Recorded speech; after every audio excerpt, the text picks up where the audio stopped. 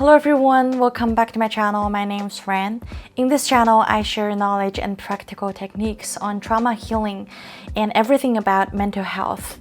So in this video, I wanted to go over 3 unhelpful thinking patterns to let go for people with abandonment fear. Those automatic thoughts, those cognitive distortions can really cause us to suffer, because normally with those filtering, we would see this relationship in a more negative way, and we would get triggered easily of the fear of abandonment because we always perceive people in a negative way. We always mistrust them. So I think it's really helpful for us to check if we have them. If we do, then we can work on it in a cognitive way to try to correct it, to try to adjust the expectation that we have towards another person and the way we view a relationship. The first unhelpful thinking pattern is that we believe people should always put us at priority. If they put themselves in priority, we feel like we're being abandoned because we're not as important. Originally, this omnipotence feeling is experienced by children because when we're babies, it feels like when we lift our fingers, the world would come and running and meet our needs. Our caretakers, in response to our hints of needing them, they would drop everything at hand and come and running and meet our needs and put our needs before theirs. When we experience as children, as babies, we feel euphoria and the world just evolves around us. Normally, as time goes by, as children grow up, as we have more ability to take care of ourselves, we adjust our expectation. We learn that, well, this world doesn't evolve around us. But as babies and children, if we don't get sufficient care, if we don't get enough of this response, if we don't get enough of this attention and care that a child needs to survive, we get stuck at this stage. Even though our body evolves towards adult, but our mind level remains at the age that the care gets abruptly taken away from us. So we were left with this hunger to attach to someone, that we're desperately trying to find someone to meet our needs, to bring us back to the time when we experience euphoria, when we experience omnipotence, that someone should always be there to take care of our needs, and the world should evolve around us. It's like we didn't get enough of this care, of this feeling of importance, of this feeling of mattering to someone. So we still have this inner hunger to be satisfied in the same way that we lack. If we hold this kind of belief, things could seriously go wrong all the time. Because, for example, if my boyfriend, he has to take care of his needs of being independent, of being in solitude because he has figured out something at work, even though clearly I know it was about work, I would take this personally because I feel like, well, why am I not important to you? I would feel like this is a sign that he's trying to abandon me. He's trying to cut the connection with me because he views his work, his own identity, more important than me. And when I feel like I'm not merging with him anymore, when I feel like, well, I don't know who you are anymore, it hurts me. And it triggers my deepest fear. I'm gonna be alone. I'm gonna be alone for the rest of my life. Nobody wants me. Nobody wants to be with me. I would sulk. I would yell at him. I would be really angry and furious. I wanted to attack him because I wanted to show him how much it hurts me that you are taking care of yourself. You're putting your needs before me. Then our relationship could really go wrong because this person, probably he is securely attached, but he probably couldn't handle this needy and this angry, this hurt person. It just takes too much energy for him to deal with me at this moment. For people with this belief, we should really carefully examine, well, how realistic is this? Because if this is true, then we're going to trigger it 24 hours a day, because nobody could always put us at their top priority while being a functional, interdependent person with their own identity. How realistic is that? So we should really go back to work on the roots of it. The second unhelpful thinking pattern is that we expect 100% positive regard from this specific person, or else it means that they don't love us.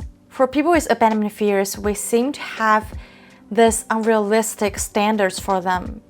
We expect them to provide us 100% positive regard at all time. For example, you cannot criticize me, you cannot go against me, you cannot be mad at me ever, you cannot say harsh things to me when you're angry, you cannot blame me for things that I did wrong, you should always tolerate me, you should always figure out what my needs are and meet them, and you should do those things voluntarily instead of me asking you to do. Whatever situations that I was in, you should always be my backup. And the list goes on and on and on, and I think we all see where this is going. If we expect this person to provide us like 100% unconditional love and support and caring and warm regards all the time, under any circumstances, despite what they're going through, despite their needs, despite that they have emotions, we're going to be triggered of abandonment fears all the time. Adult goes through a million things every day, and we have to deal with them by ourselves. And a lot of times we are preoccupied and anxious about our own things, how we're gonna get raised, how we're gonna bring more money back home to raise our kids, how we're gonna achieve our dreams, how we're gonna build meaningful relationships, how we're gonna find those people. And we have a million things in our hands that got us preoccupied. Imagine at this time, you're expecting someone to drop their needs, to drop their emotions, to be like a robot, emotionless, needless, wantless, just to be there for you, to provide. Well, if we know it's not realistic, and then ask yourself, well, why do I need this specific person to meet those needs? What's the underneath request that I have that I didn't get enough? Does this have anything to do with the fact that my mom wasn't emotionally available for me? Even if she's physically present, but she always seemed distant and cold. Does this have anything to do with the fact that my dad always rejects me, always criticizes me, always shames me for being annoying, for being needy? That I'm desperate, I'm hungry for loving and caring relationships, and I'm projecting those wishes, those unfinished business onto the partner that I have right now. I'm trying to put him in this role of a parent to provide to this hurt little girl inside of me.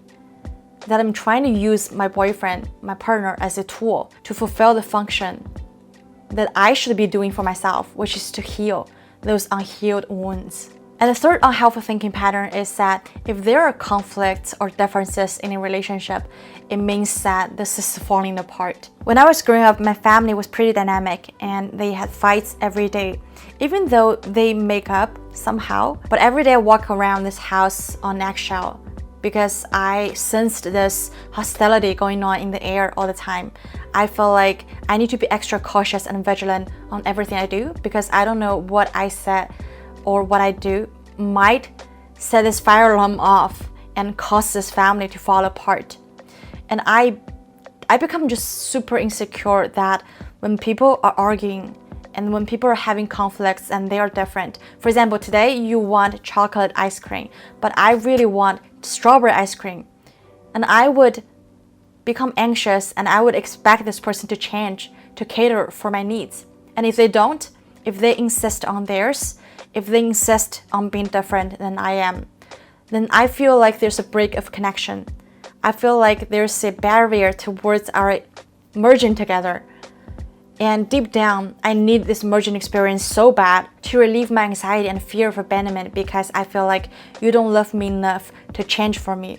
You don't think I'm mattering enough for you to cater for my needs and wants. This is also extremely typical for codependents because the core symptom of codependence is that we give up who we are to cater to another person. We constantly seek external validation. We constantly evolve around other people because we don't have identity of ourselves. And when we're externally focused, we're scared to be different than them. We want to merge with them so that we feel safe. We send out the signal that, well, we are behaving. We are exactly how you want us to be. Please don't abandon us. Please, we have value. How our parents and how our caregivers deal with conflicts, view conflicts, really shaped the way we view conflicts and differences. For example, for my mom, She has emotional needs that's not being met by my dad. However, she doesn't know how to deal with it. She completely shut down. She becomes depressed. So the way I view my mom deal with differences, I would feel like, well, I have this expectation that my needs are not going to be met. So I won't tell people how I feel. I won't communicate my needs or standard. And if my dad, he handled this in another extreme, he becomes explosive, he becomes furious all the time, he yells, he throws stuff. And I would adopt this way that, well, I have to make a fuss. I have to violate people's boundary. I have to force people to do things, or else my needs wouldn't get met. I would force my wishes and wants on people through either violence or verbal abuse or manipulative tactics to bend the will towards mine, because I don't expect my needs to be met in a normal, calm way. With this kind of family dynamics and communication style, it sends children the signal that it's not safe for them to freely express themselves, to be who they are, to have our individual wants and needs. Either that I have to give up my personality to adapt to you, to be enmeshed with you, or that you have to change for me. But we need to understand that conflicts and differences are so normal to expect in any kind of relationship. No matter how much we love each other, no matter how much we try to change for another with great willingness, because we are born with our individual wants and needs, and we come from different backgrounds. We are raised differently, we're taught differently, we go through different things every day. That shapes thoughts, opinions, and perceptions towards everything in our lives. And it's just unrealistic for us to expect that the other person should and always be on the same page as I am. If they are different, it means that they are not willing to change for us. They are not willing to cater for our needs. It means they don't love us and they will abandon us. We need to develop this thinking to have healthier relationship, because conflicts are inevitable. They cannot be gotten rid of. And we need to get better at fixing them. We can be more upfront. We can be open and vulnerable in admitting the real needs and wants within us. We need to allow the other person to exist in their own way, independently. And we need to allow ourselves to deal with this difference and be who we are independently without having to change ourselves or another people. Only from this point, we can truly build connecting and meaningful relationships. Alright everyone, I hope this video is helpful. If you like it, please give it a thumbs up. If you wanted to see more videos like this, please subscribe, and I'll see you next time. Bye bye.